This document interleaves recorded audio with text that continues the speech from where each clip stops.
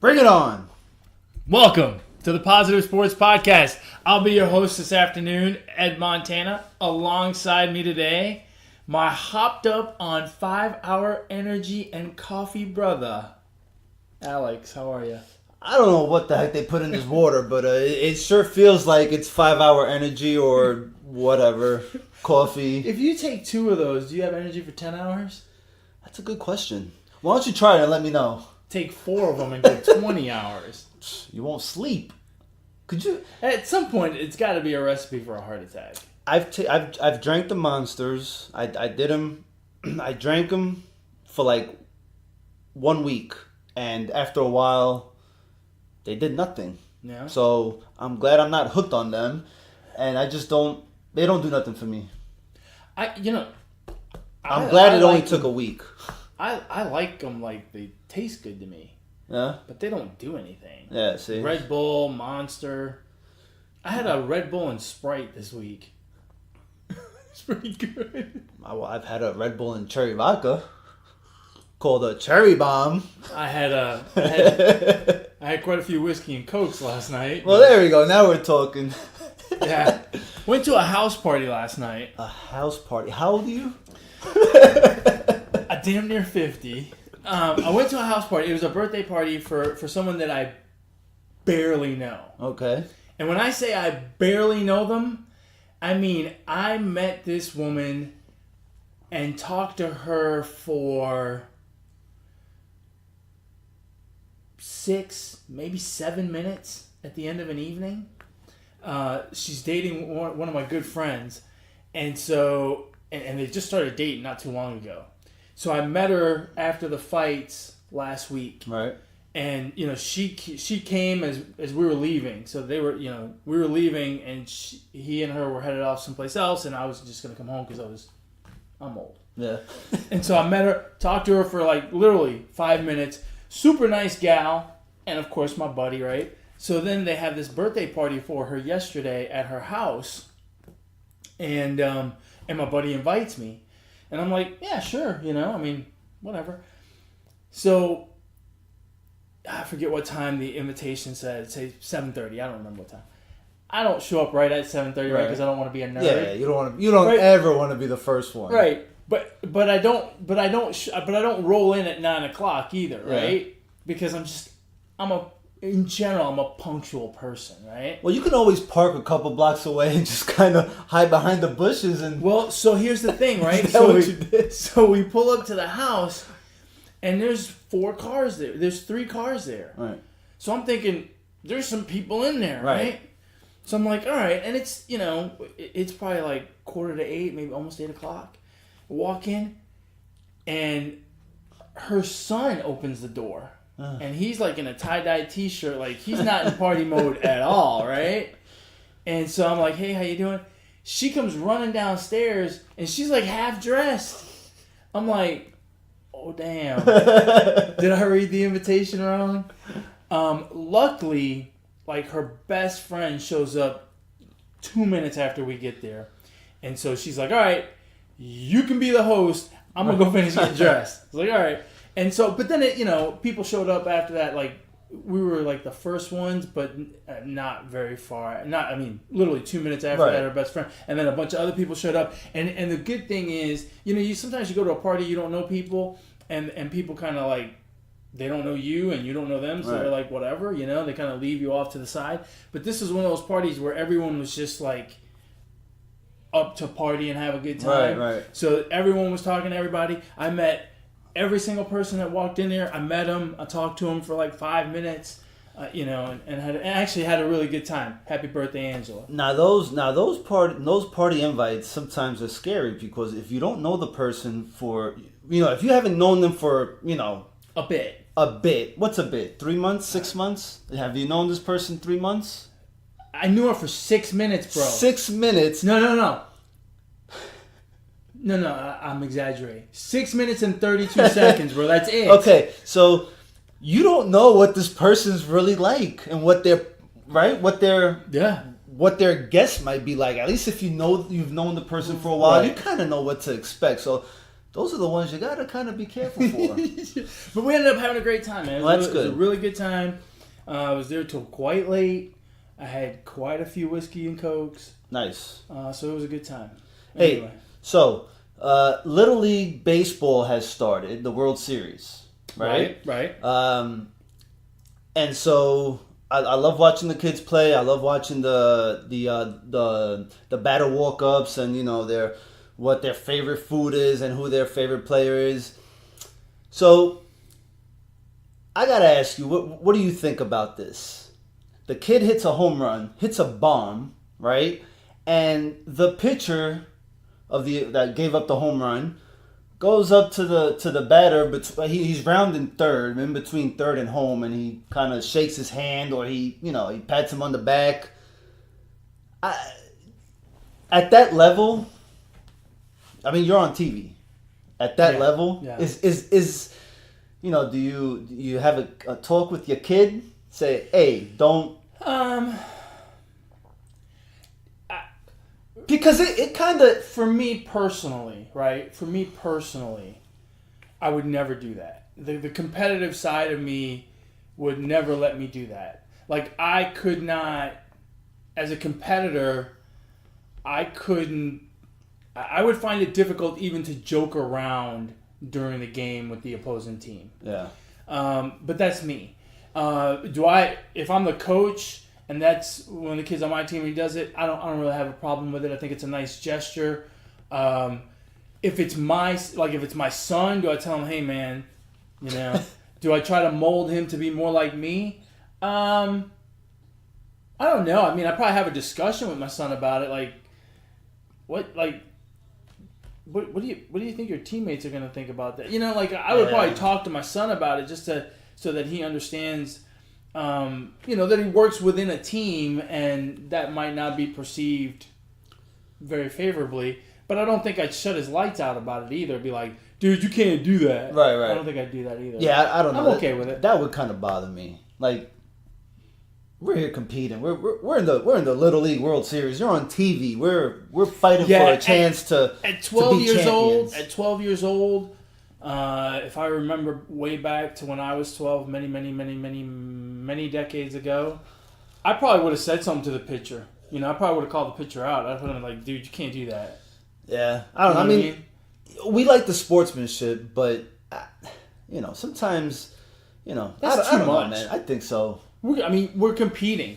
And then the other kid last night, I think it was Hawaii, and I can't remember the other team, but the pitcher from Hawaii hit the batter. The batter walked over to first, and the pitcher went over there and shook his hand too, and Make sure he was okay. I guess so. I mean, maybe that one is more. I'm more okay with, because you're not congratulating him for beating you. You kind of, quote unquote, committed an offense. It's no different than in the NBA when you foul a guy, you reach down and help him up. I don't have a problem with that. Right, you fouled him, it got called. You help him up. That's fine. Would you be the guy that helps him up, or would you be the guy that puts your hand out and then takes it back? And I would not. Depends who it is, right? I would probably. I mean, honestly, probably during the course of a game, I probably would not help him up. No. I just wouldn't. But if it was my teammate, I'd be the first one over there. To help him, right. Absolutely. So like, I'm a big team guy, and so I would ride or die, do anything for my teammates. But the other team, not as much. But I mean, that's just the competitor in me. I don't think. Yeah, I think that if you and I were playing checkers and you dropped a piece, I wouldn't pick it up. I wouldn't expect you to even pick if it up. rolled all the way over to my foot, I'd be like, you wouldn't even like kick it over back to my side? I'd be like, no, that's you. Like the Jerk. The other thing, like when you're in the batter's box and the catcher drops it and it ends up like rolling. Oh yeah, the batter, I never pick it up. Well, for one thing, you're not supposed to touch the ball, right? Because if you touch the ball, technically you're out. Right. So when you're a batter or a runner, so for that reason alone, I wouldn't touch it. Yeah, I wouldn't pick it up. I guess I don't know. I guess I'm a jerk when it comes to, little sportsmanship. After the game, hey, we can shake hands, we can congratulate each other, but only when it comes to sportsmanship, huh? Yeah. That's the only time you think you're a bit of a jerk? Yeah, the other times I'm pretty damn awesome. So only when you're talking about sportsmanship. Sportsmanship. That's yeah. interesting. It's interesting that you don't think you're a jerk like No, all the time. I don't. Okay. No, I don't. I mean, the fans. Do I think you're a jerk? I didn't ask you. Okay, The don't ask the me. fans say, you know. Don't ask me. No, they don't think I'm. This a will be a jerk. really quick show if you ask me. They don't.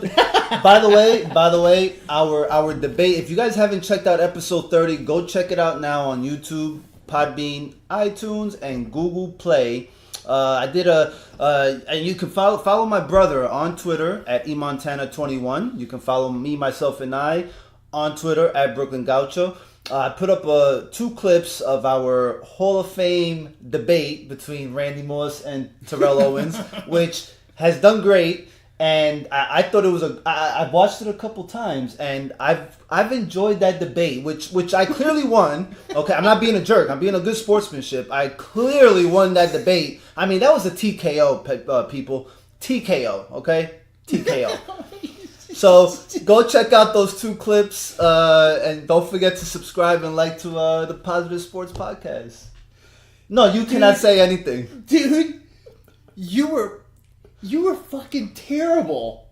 I won the debate. It's clear in my eyes and everyone else's except know, yours. We don't know what you were debating. I was debating it all. I am a debater. The great debate of 2018. You were debating it all at the same time. You know what you were dead wrong about, though, is you were talking about the Yankees like they were going down in flames last week after losing 4 straight to the Red Sox and being 9 games out. They're still 9 games out because the Red Sox are on a ridiculous tear. They really are. The Yankees won 6 out of 7 this week, and that's not a bad week. Nothing like getting the White Sox and the Rangers on the schedule to make your team look better. That's T-ball quality right there. Right, but again, that's why I was saying last week when you were in such a panic about the Yankees. I'm not in a panic. And going down in flames. I said, relax, it's okay. Well, they're good. Well, they haven't had many 6 out of 7 weeks. Let's see how long they could, because they still look shaky at times. It's just they look shaky, bro. I'm just saying. You're such a pessimist. I'm just saying, man. I'll tell you what, the National League looks like it's going to be a lot of fun. There probably half of the teams are. What, there's 15 teams? Even St. Louis is in it. Yeah. St. Louis is only 3.5 out of a wild card spot. But St. Louis is not the same St. Louis as it was, 10 years ago? When they would always make those surges when the Cubs. Well, they're not that good of a team. No, they're not. That's part what of I'm saying. the problem. It's not the same. But no, it's going to be interesting. Now, I went this week because I had a little bit of time. Yeah. And I started doing some. You know me, I'm a numbers guy. I like the numbers. I started doing some analytics, and the one thing that stood out to me was the Phillies' record. And I'm not going to go into all the details. Okay. But the Phillies' record, for lack of a better phrase, is inflated. Okay. Like, it's puffy. Yeah. Their wins are like,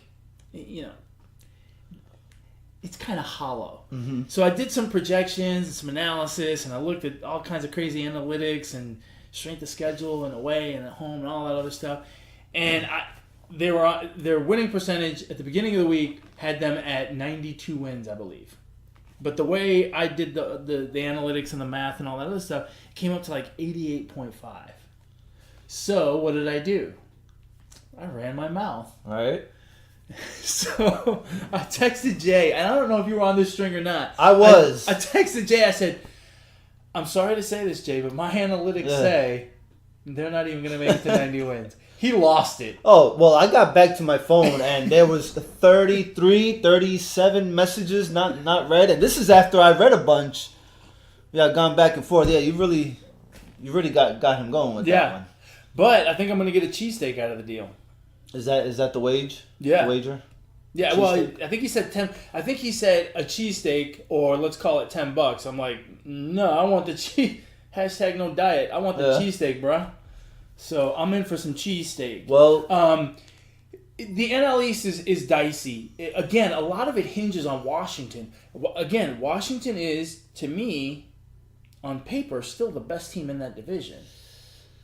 On paper, I think it's them in Atlanta, and I know the Phillies have played well, and I know the Phillies have talent. I'm not saying they don't. I just don't think they're quite up to in terms of what you see on paper, the talent that they're putting out there, I just don't think it's as good as the Nationals and the Braves. And I think Atlanta's going to win that division.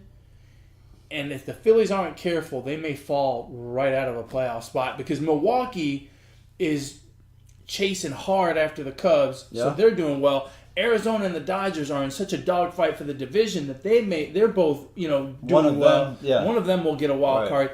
It's going to be dicey for the NL East. The NL East is the weakest of the three divisions, at least at the top.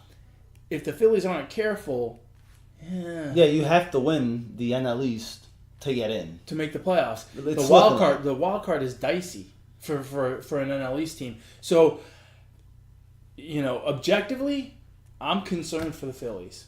I think Atlanta's going to win that division ultimately. And if the Nationals make a surge, man, the Phillies may be up a creek.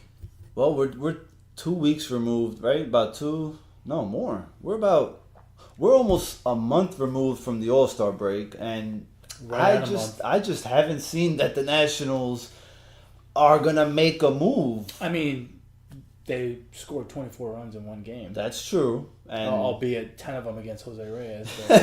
I mean, I don't know. They're the type of team that they could turn it on. They took a few games from the Cubs this weekend. Yeah, and they're playing them tonight, so we'll see. Okay, so that series is not over with No, yet. It's not. So, the Nationals, look, it sounds like we're beating a dead horse here. I mean, they're super talented. If they get it together in that clubhouse, they're going to be a problem for everybody. But it's been a month, and that 24-5 game against the Mets is exactly what is good and what is bad and what is ugly about the Washington Nationals. Good, 24 runs. Bad, they had a guy throw his glove and act like a petulant 5-year-old got released the day after. And then the ugly, I guess that's the ugly. The bad is just behaving like idiots, like Zimmerman getting plunked by a 35-mile-an-hour changeup in the thigh and then smiling about it and acting like he's going to charge them out. And, dude, don't joke around. You're trying to get yourself back in a pennant race. I would have hit him again the next time, bro, or hit the next man. Screw it. I mean, it's just. Plus you had Reyes pitching, pitching. So I would have said, hey, throw another Peg him again. It's weird. And then you got the Central. I think the Cubs are starting to pull away. The concern with the Cubs is what's going to happen with Chris Bryant. I mean, his injury situation seems pretty bad. I don't know. Honestly, he still hasn't returned. I think he came back and then went back to the DL. He's not doing well. Yeah, I haven't been keeping up too much with the Cubs. All I know is that they got Cole Hamels. I like that pickup. I mentioned that before. And Milwaukee's playing good ball. They can still put up runs, man. I mean, they got Skinny Schwarber, Rizzo, Baez. A to the Rizzo. Baez might win MVP. He's having a hell of a year. He's having a great season. He's putting up some great numbers. He's not too shabby with the glove either. I love watching that guy in the field. He's something else. And hey, don't sleep on St. Louis and the Pirates. They're both playing well. Yeah, they're a little bit further back, but when you're talking wild card, there's something to consider there. I mean, St. Louis is only 2.5 out. Yeah, but when you're like the third and on in the wild card, you have to depend on just too many teams. Right. You don't really control your own destiny. Because you can go on a run, but so can 2 of the 4 teams that are ahead of you. Yeah. They can go on runs too. So you'll just make up 1 or 2 spots, and it might be too late because now we're in August. So, but it does put a lot of pressure on everyone. Oh yeah, which makes it interesting. Out west, Arizona and the Dodgers are in a dogfight. The Dodgers are going to pull away any moment now. Yeah, well, you've been saying that for about 3 weeks, and they're behind. They're behind, so they haven't even pulled ahead. It's only the middle of August. No, they're tied, aren't they? I don't think so. I thought they were tied.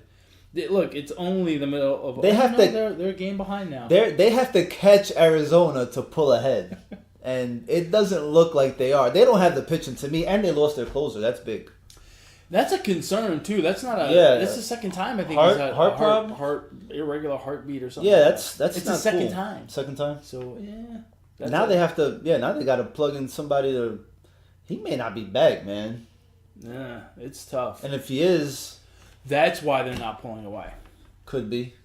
Otherwise, they'd be a good 1, 2, maybe even 3 games up.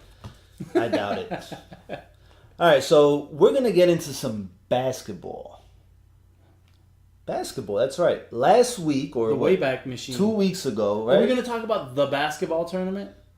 There is no basketball tournament. What No, it just basketball ended. tournament? Which one? That basketball No. tournament. No. With the overseas elite and the Oh, yeah, no. Syracuse alumni and the Jimmer Forget team. If you watched that, you probably had some money on that.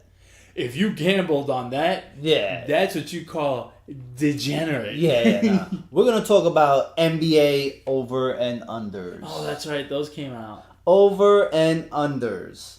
So we can start in the Eastern Conference, because in the Eastern Conference, I think now that LeBron is not there, right? The East becomes more interesting. More interesting, right? Yeah, absolutely.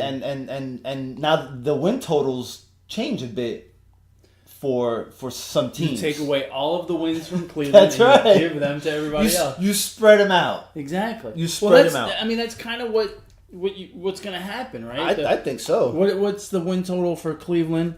It's 30.5, and they won 50 last year. So that's 20 wins. And yeah, they played against Western Conference teams as well, but you got to spread those 20 wins basically out amongst the Eastern Conference. Yeah, so that's a 20. So LeBron is worth 20 wins. 20 wins. Wow. 20 wins. But the Lakers are only 13 wins better. They're projected to be 13 wins better. How does that... Wait a second. Who came up with these? They lose 7 wins because they also brought Stevenson over. Oh, yeah. So they don't expect LeBron to be as good because that dude's going to be blowing in his ear all the time. And McGee. And Michael Beasley. Damn, I just screwed it all up for the Lakers Right, and LeBron. so they took the 20 wins from the Cavs, they gave them to the Lakers, and then they said, "Oh shit, but we gotta take some back. Take some back because you're not gonna get all of those with those other Jimmo." Although, to be fair, he had J.R. Smith in Cleveland. That had to cost him a couple of wins. Yeah, that's true. I bet you they'll take away those 13 wins if the Lakers sign him. J.R. Smith. Damn, they'll be back where they started. All right, so the number one, the Raptors were the number 1 seed, correct? Yes. They were the number 1 seed, so they won 59 games last season. This year, they're projected around 55. Makes Are sense. they 5 games worse with Kawhi Leonard? I don't think it's so much that they're worse. It's just that the 59 games that they won was probably like a top out number, right? Like, and you have to figure there's going to be a bit of a feeling out process and getting to know each other process with Leonard in there instead of DeRozan. I think that's a very accurate number. I think they are 5 games worse, if not a little more. They lost the coach of the year, too. Don't forget that. Yeah, they fired him. They fired the coach of the year. You just get another one. So I don't know how they're gonna. They're gonna need a bunch of time to gel. Yeah, that's true too, right? A new coach, And yeah, you're right. I think you may be right. I think I'm going to agree with you that 54.5 may be a little too much. so yeah, I like that number. They're definitely a little worse than last The year. Celtics at 58, they won 55 last year. That sounds about right. And actually, they could, again, you can't make the number too high because then you get into the ridiculous zone, right? But man, I think they may actually go over that number. If Kyrie Irving comes back and he's healthy, Gordon Hayward, I mean, that's a good basketball team. Here's the question mark. No LeBron? Yeah, but here's the question with the Celtics. Are they too loaded? I think they have the right coach to control that, but sometimes you got players' egos get in the way. I don't know that. Well, I, let me answer that with one word: Warriors. It's different. It's different. What's different? It's different because those players they're playing checkers. They're playing chess, bro. They just brought in Boogie. Yeah, but that's a little different. You've brought in players from different. These are not players that were drafted together and kind of came up in the same system. You know what I mean? Well, you got players. It's the same thing in Boston. Those are all brought in. Kyrie Irving's brought in. Well, yeah, I know. Hayward's Yeah, but you have a core in the Warriors. You already have a core there, and guess what? That core decides what these other guys are gonna do. You know, does that make sense? They had a core, and they brought in Kevin Durant, and it worked. Right, it worked. How many times does this happen, and does it work? It doesn't happen very often, right? But I will agree with you. I think the core in Golden State is much more established. We know exactly what the core is at Golden State, whereas with the Celtics, we're still kind of trying to figure out what exactly the core is. But the big offsetting piece that gives me comfort with Boston is Brad Stevens. I mean, I think Brad Stevens is a phenomenal coach. Quite frankly, I think he was the coach of the year, not Casey. But that's just my opinion. I think the Celtics are going to be fine, and I think the Celtics could push into 60 wins. 60 wins. Yeah, I'm going to go under. I think they're going to be right at what they were last year. I don't. Yeah, I'm going to say they're around 55, 56 again. The other interesting one is the Sixers, right? So the Sixers won 52 games last year. They got up to 54 and a half, which is not a big jump. I would have expected a little bit more. I actually would have expected them to be at a higher number than the Raptors, closer to the Celtics. The 76ers lost damn near their whole bench. Yeah. It's not the same, man. That bench they had shooters. So yeah, but they've got a good core. They've got a good core team. I don't know, man. I think they might have peaked last year. Huh? And then in the Central, we can't talk anymore about the Atlantic because it's the Nets and the Knicks, and no one cares. Out of the Nets and the Knicks, who's so the Nets? Who's worse? The Nets are 33, projected to win 33 games, and the Knicks 30. Yeah, who cares? I think they're both going to be better than that. No, you don't think so? They're both terrible. I don't know, man. Both of those teams are terrible. No, we're not going to talk about them at all. I'm just saying. That's the last comment we'll hear from them. I'm saying. I bet you the Nets and the Knicks will have better. The only time we'll talk about the Nets wins. and the Knicks next year is when they do the little lottery selection show. Yeah, they'll definitely be in the lottery, yes. Right. In the Central, there's nothing exciting about the Central. The Cavs dropped 20 wins. Other than that, everyone's pretty static. Pretty much the same. The Pistons will be a little better than 38 wins. They won 39 this year, and they projected to win 38. It's kind of weird that they didn't give them a little more mojo, but... Isn't that where Dwayne Casey went? Oh, yeah, they've got the coach. And they got Blake Griffin. Nah, Blake Griffin's not. He's not a needle mover in terms of They wins. They made some moves this offseason. Yeah, they did, but nothing to really write home about. Well, they got the coach of the year. Well, that's the best move they made all year. So... And the Pacers lost Stevenson. So that cost them a whole half a game worse. They should have gotten more credit for that. They shouldn't have lost half a game. They should have gained like 3. Yeah, I don't understand. They went down. No? They still got Oladipo. They got it. They have a good young team. They do. And then Southeast, I'm sorry, you've got the Wizards, the Heat, the Hornets. Everyone about the same. Orlando got a bit of a bump. 25 wins this year, up to 32 wins. I don't see that. I don't really see it either, but maybe. And the rest, pretty much the same. So the Hawks, this came out before the Hawks bought out Melo. I think so. They're projected a game worse, or about the same. You think Melo would have made that number jump? Jump down. It would have cost them 3 wins on defense. Yeah. There's just not that much there. So if we're looking at it now, if we're looking at playoffs, you're looking at Celtics, Raptors, Sixers, Pacers, Bucks. The Cavs. No, not the No, Cavs. not the Cavs. Wizards. So we're gonna have 3, 4, 5, 6. Good grief. So the Pistons would make the playoffs. Yeah. No. Sure No, they would. 3, 2, and 2. That's 7. Yeah, the Pistons with 37.5 wins would make the playoffs.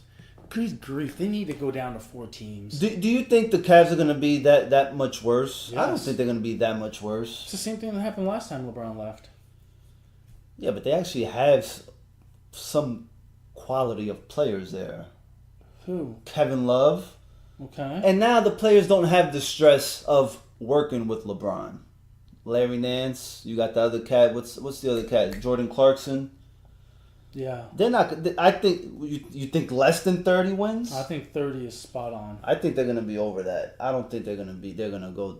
You're not gonna see that much. 20 games worse. I don't think so. Yeah. Nah. Remember, you still got J.R. Smith on that team.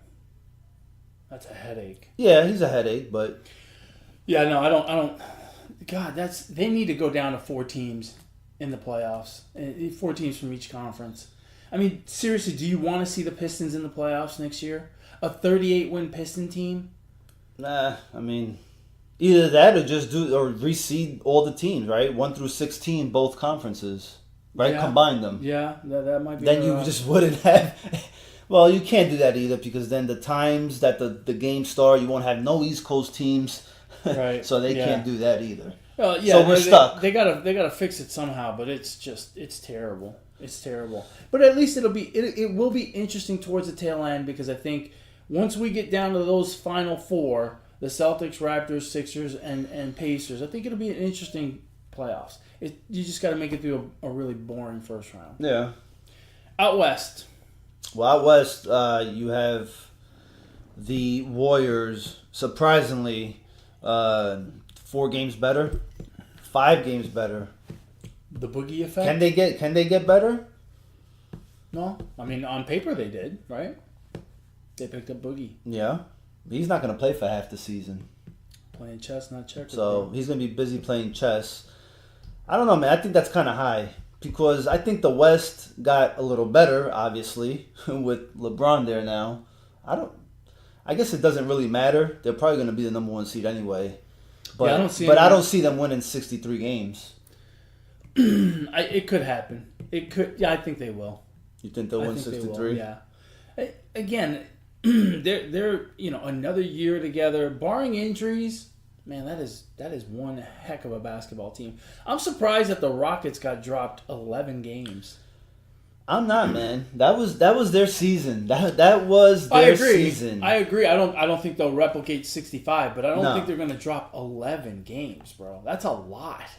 I would have pegged them more at that 58 number. Well, now this is before Melo got signed there, right? Now it's 55. Now it's or 50. The lack of defense. Or not making the playoffs at all. Yeah, I'm not too surprised by that number, but 57 wins maybe. I would have Somewhere gone around there. over before Melo. Now I'm a little bit nervous. Yeah. I'd be curious to see how they use Melo. I think it's a terrible idea. Yeah, I don't know why they would. I don't know why they did it, but whatever. And then you've got OKC being the best team in the Northwest. The Jazz at the exactly the same. The Nuggets pretty much the same. The T-Wolves going down. I would have thought they would go up. 47 wins. They got them going down to 45. But you know what? That's a young team that's getting better, I thought. Yeah, but there's a lot of talk about Jimmy Butler leaving, Karl Anthony Towns possibly getting traded. I think that's gonna be the hot mess team, man. Hot garbage. Yeah. Maybe. Yeah. And then Portland went down a lot. They 49 did. wins. I do think the 49 wins they had this year was a bit of an overachievement. But I'm still surprised to see their over-under go all the way down to 42 for next year. They really haven't done anything to get better. They haven't lost anything, so Yeah, that's why I'm kind of surprised. 8-win difference. Yeah, that seems like too much. I would probably take the over. I don't think they're going to make it to 50 or beat last year's number of 49, but I don't think they're going to drop off much either. I think they're pretty much the same team. Yeah, maybe 2 wins less, somewhere around the 45. And now the big needle mover is, of course, the Lakers. Now, 48.5 is not, you're not blowing people's socks off at 48 wins, 49 wins, but it's not a bad season either, especially when you're coming off of 35. Do you think they go over or under that number? I think with LeBron being there, I think they go under. I think they're going to be like right around 45 wins. Yeah, I don't. Because, I mean, again, you're bringing way too many players from, and they already had a kind of a core, so to speak. Right. But it gets shuffled around a lot when you bring LeBron in because now you've got a new center to and that now, core. Luke Walton, the coach, is he going to be coaching or is it going to be LeBron trying to? And then you got the whole LeVar effect. And I don't know. I think that's a lot. Yeah, I agree. I think 48, 49 is a big number for them. I'm not, and I am worried as to how that's all going to gel together. And unlike Boston has a young coach that everyone really respects. I think there's a lot of respect around the league for Luke Walton, but whether he'll get the respect from that locker room, I don't know. And LeBron can be a very unsettling effect for a new coach, a relatively new coach. Right. I mean, he took a guy, I forget the guy's name, the guy that came over from Israel. David Blatt. Right. He took that guy and made him mush. And that guy knew how to handle a locker room. Like, he knew how to win at a high level. And he made him mush. So a lot of it depends on just how LeBron gels with the guy, for crying out loud. So that's a tough one. Which is why I say Cleveland is now plays a little more at peace, so to speak. You know what I mean? The problem is not that they're going to play looser, but they still don't have any talent. Oh, yeah. No, I shouldn't say they don't have any talent. They don't have enough talent to compete. I don't believe they have enough talent to be a 500 team. Put it that way. I don't think they're going to win 41 games. No. Right? But I would take the over on the Cavs, but whatever. Who else in the Pacific? The Lakers, the Clippers. What are the Clippers doing? They pretty much dismantled. Is Doc Rivers still there? He's still there, isn't he? So that's the only good thing they have. Because as far as players, they have nobody. No, it's falling apart, and they're not doing anything about it. The Pelicans dropped 3 wins from 48 down to 45. I would call that the Boogie effect. Nah. Yeah. I don't know why they dropped. Because, Boogie Cousins didn't do much for him this year. And quite frankly, I think he's more of a cancer than anything. And they won 48 games without him because he got hurt early on. Yeah, about halfway maybe. Yeah. Dallas made a big jump. I guess they're expecting a lot from Trae Young. Trae Young, Dennis Smith. Yeah, I mean he had a decent rookie year. Maybe they're expecting Dirk to be his last season, and maybe. Yeah, I mean, look, a 10 win jump when you're at 24 is, it's hard to fall off the floor. Yeah, I think that's what they're saying. You gotta be better than 24. And the Spurs, they won 47 games last season. Now they're at 43.5, so they're projecting 44 wins. Right. So they would not make the playoffs in this scenario, right? I don't believe so. 1, 2, 3, 4, 5, 6, 7, 8. They would not. They would be 1 game short of making the playoffs. So in the playoffs, you'd have OKC, Utah, Denver, Minnesota, Golden State, the Lakers, the Rockets, and the Pelicans. The Lakers would be in the playoffs. So with DeRozan, this came out after DeRozan. That's right. This came out after DeRozan. I wonder how they factored in the whole Leonard thing. I don't know. Did they factor in that he wouldn't be the Leonard that we knew before because of the injury, because of the relationship, and so maybe they dropped him a few. In which case, then bringing in DeRozan would be a plus for them. Right. I'm gonna say that they're gonna be closer to 47 wins than 44. Yeah. So you would take the over? Yes, and then I would have them in the playoffs ahead of Minnesota because you're right, Minnesota's got issues. I think so. So Minnesota has issues. So if you had one team in the West, you had whatever $100 to take to Vegas. Who would be the team that you? To play over under? Yeah. In the West. In the West.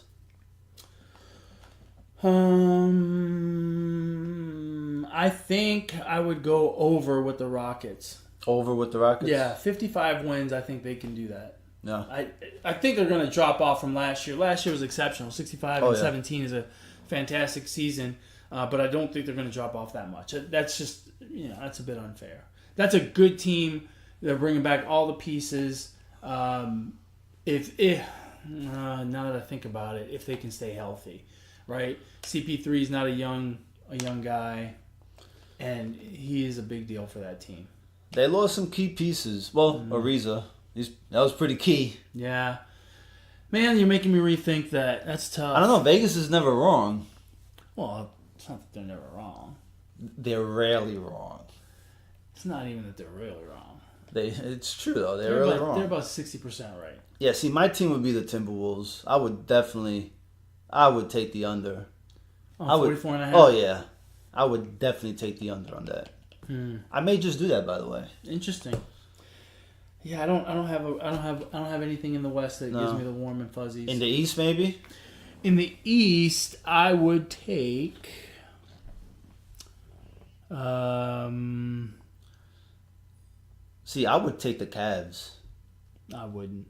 I would take the Cavs. I think they're better than 30 wins. I would not at all. I think I would take the Pacers to go over. To go over? Yeah, I think they'll make it to 50. Wow. That's not a bad bet. Crazy. Well, we shall see. We shall see.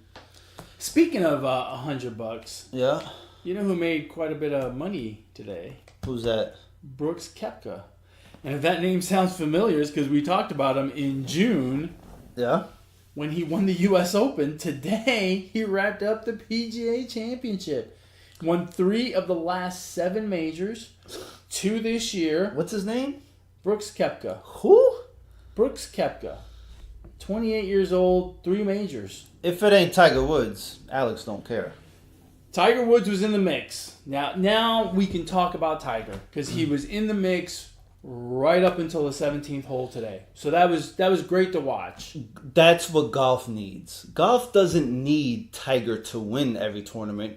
Golf needs Tiger to just be in it. On Sunday. That's it. Yeah. That's it. Yeah. That's all it needs. I'll be really curious what the ratings are for this tournament. They're going to be very high because compared to the rest of the year. Yeah. I got to your house and you were watching. Yeah. If he was not in it, I doubt you would be watching. No. But he made the charge today. He was 500 at one point early on. And, he started the day 4 strokes back in like 4th or 5th place. So he was in the 3rd from the last group. So, he's playing at the tail end of the tournament. And he made a charge early in the round. He got to 5 under. He was 1 stroke behind. It looked like, we could see a Tiger championship, a Tiger win a major. It was it was exciting, and he made some incredible shots. He got himself into some trouble and worked his way out of it. Mm-hmm. And then he just ran out of time. I think if they'd have played 5 more holes, he might have caught him. Maybe it was a hell of a surge by him, though. And it's unfortunately for whatever the guy's name that won, Brooks Koepka. Yeah, that guy. It's gonna get overshadowed by Tiger and how well he played and how much better he played than the last tournament. This has been his best tournament, only because he made a comeback in the game in you know what I'm saying in the major. He played well. He played okay Thursday. He played a little bit better on Friday. He played well. He played pretty darn good yesterday. He got better as the weekend went on, which is the best thing for golf. Yeah. That, if he does that, I mean, that's going to be awesome. It really is a shame because, this Brooks Koepka has won, again, 3 of the last 7 majors, 2 majors this year. He's and he's 28 years old. I mean, this guy is good. I mean, it's not a fluke, you know what I mean? And tomorrow, when you flip on ESPN or whatever sports talk show you want to listen to, they're gonna lead with Tiger. I mean, 80% of the golf talk will be about Tiger Woods. It'll be about how he made a charge Sunday, how he hit a lot of really tough shots, played himself out of trouble on Sunday, and is he back? Will he win a major? When is he going to win the next major? Is he going to catch Jack? All of a sudden, the entire conversation will revolve around, not the entire conversation, but 80% of the conversation will revolve around Tiger. Unfortunately, Brooks will get overshadowed. And it's, to me, I don't mind the talk about Tiger when he's, on the first page of the leaderboard on Sunday. But I think we're doing golf a disservice by not talking about these other guys. This Brooks Koepka guy. And I mean, just the fact that I call him this Brooks Koepka guy instead of just saying Brooks Koepka. He's had an incredible year and a half. Really deserves a lot of kudos. You think golf, the PGA is just begging Tiger to just not give it up anytime soon? Oh yeah, they've got to be. I mean, he's such a draw. He's really such is. a draw. I saw an interview with Justin Thomas, who won the PGA Championship last year. And what did they ask him? They asked him about Tiger Woods, for crying out loud. And he had made a comment that he wanted to play with Tiger on Sunday, that he wanted to be in that spotlight with Tiger on Sunday and play him head-to-head. They're good friends, not in a malicious way, but he just wanted to play there. And they asked him, was the atmosphere different today? And he said, yeah, absolutely. The roars were bigger today because Tiger was out there. And that's great. Don't get me wrong. I don't want that to go away, but I want the PGA to market these other guys, to shine the light on these other guys, because, memo to the PGA, Tiger is not going to play forever. Right. I'm not sure, but I'm pretty sure he's not going to play forever. Is there another athlete in this world that has gone through and did what Tiger did, scandal, whatever, but that we still praise the way we do? I don't know that there is. I don't think there is. The closest one would be Kobe. Kobe, yeah? I mean, people love them some Kobe even after the Colorado thing. And he's true. And he's actually become, if it's possible, I think he's actually more beloved now that he retired. Which is kind of incredible. Well, because people love a good redemption story. You know? So he redeemed himself. Now he's a family man and married and has a bunch of kids. Not a bunch of kids. He won an Oscar. He won an Oscar. NBA championship. I just think the PGA is being a bit short-sighted. They're milking this Tiger thing for all it's worth, and I'm not saying don't, but you got to find a way. Tiger Woods is not qualified to be on the Ryder Cup team. They play the Ryder Cup later on this year. He hasn't made it to be on the Ryder Cup team. Neither has Phil Mickelson. So you could have a team of 12. Now there's 2 captain's choices, so those 2 gentlemen could end up on the team anyway. Mm-hmm. But you could make a team of 12 without Tiger, without Phil Mickelson. You could win the Ryder Cup because, look, our top 20 golfers can match up with the top 12 in Europe or the rest of the world, however they split it up, any given day. Not to say it's a gimme that they're going to win, but they could. And the PGA could use that Ryder Cup, that USA moment to really market these guys and create the next stars of golf. Jordan Spieth is right there to become a star. Brooks Koepka is right there to become a star. You need to market these guys, or you're going to be hurting when Tiger hangs them up. I'm sure. I don't watch enough golf, but I'm pretty sure there's not 12 others that you could like definite put over Tiger for the Ryder Cup? Well, there's 10 spots that are based on points. The first 10, they get to go, and then the captain makes 2 choices. Okay. So I don't know where Phil Mickelson just missed it. I think he's like 11th or 12th. He just missed one of the automatic spots. Oh, okay. And Tiger is pretty far down because he hasn't played that much. So I don't know where he is. And I don't know who's at 11, 12, 13, 14, 15, 16, to that would go instead of Tiger. But if I'm the PGA, I almost go up to the captain and say, don't pick Phil Mickelson. Don't pick Tiger. It doesn't matter. We can win with 2 other guys that are just as good. Yeah. And let's do that, and let's push the younger generation of golf. Plus, you get to see Tiger against Phil one-on-one on Thanksgiving. I can't wait to see that. I'm going to watch. At what time does that come on? It better come on like at 3 a.m. At what time does it come on? I wonder if is it going to be Thanksgiving Day or the day after Thanksgiving or what? I don't know, but if it's on Thanksgiving Day, football rules. Yeah, So, I mean, they better play that at like 6 in the morning. yeah, they better not even... There's not enough time in between games to play that. Oh, no. No, a round of golf is 3 hours, 4 hours almost. So they'd have to do it at like... Early morning or... 6 in the morning, bro. Golf at 6 in the morning? It'll probably be the day after. Yeah, I can't imagine they're going to want to compete with the NFL. Yeah, because I don't think they'll be able to. Well, they can compete with the NFL. They're just going to lose. Yeah. You know what I mean? I mean, you can put it wherever you want to put it on the weekend. Right? But even then, like that Friday is a good college football day. That's right. The college football is hot and heavy that Friday and Saturday. That's tough. That's tough. That is tough. All right, man. We have yammered and stammered and flapped these gums for 50 minutes. Enough. Enough is enough. You got a shout out? I was just about to ask you that. I asked you first. I do. Do you have one? My shout out this week goes to David Wright.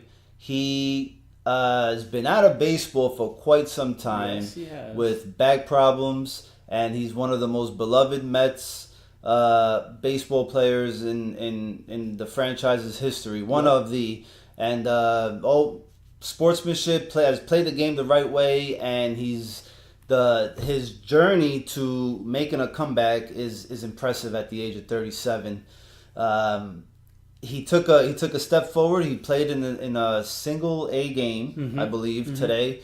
Made his first. He went 0 for 3, I believe. Struck out twice. One time looking, one time swinging. But it's a huge progress for a guy that has had continuous back problems. And in baseball, as a third baseman, that's the last type of injury issue you want to have. So shout out to you, David Wright, for just taking a step forward, man. And hopefully you get to play one last game in Citi Field in your career, at least one, because you deserve it. Yeah. That did make me feel, it did give me a warm and fuzzy feeling when I saw that earlier today. One of the true good guys in baseball, and it's a shame. And if you think about it, back problems, look, there's only 2 types. Ultimately, there's only 2 types of players in baseball, right? There's hitters and pitchers. Yeah. And if you have back problems, you can't do either one of those 2 things. So, it doesn't matter what. I mean, you said third base, but I mean, even if you played in the outfield, it doesn't matter. You can't swing a bat, you're worthless. You know? So, c'est la vie. I do not have a shout out. You do not have a shout out. I'm just kidding. That's a first. No, my shout out goes again to Brooks Koepka. I just can't get over all of the buzz about Tiger, all of the roar, all of the blah, blah, blah, blah. And that guy played an excellent round of golf today under the most intense pressure with the great Tiger Woods breathing down his neck. And I guess I shouldn't be surprised. I mean, it is. No. I'm going to say it again because this statement will not be made enough over the next couple of days talking about the PGA Championship. He has won 3 of the last 7 major tournaments. He's won 2 of the last 3. He is 28 years old. The list of people that have won 3 majors before the age of 29, you know how many there are? 5.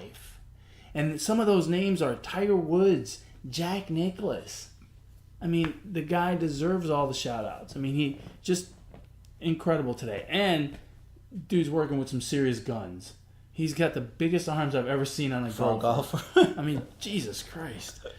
So anyway, let us know, to all of you Positive Sports fans out there, let us know what you think about what's gone on this week, about our over-under analysis for the NBA, about going to a party and being the first one there. Whatever you want to know, whatever you want to chat about, go ahead. Fire off an email to the show at positivesports10@gmail.com. Positivesports10@gmail.com. If you want to get a hold of my brother, how do they do that? On Twitter at Brooklyn Gaucho. And if you want to get a hold of me, you can do so at eMontana21. With that, we've come to the end of another wonderful episode of the Positive Sports Podcast. Episode 31 in the books. Famous number 31? Come on, man. Mike Piazza. I was thinking Greg Maddux. That's a good one. That's a good one. They're both good ones. Yes. So, we've got a week to think about a number 32. That's right. You know what? What?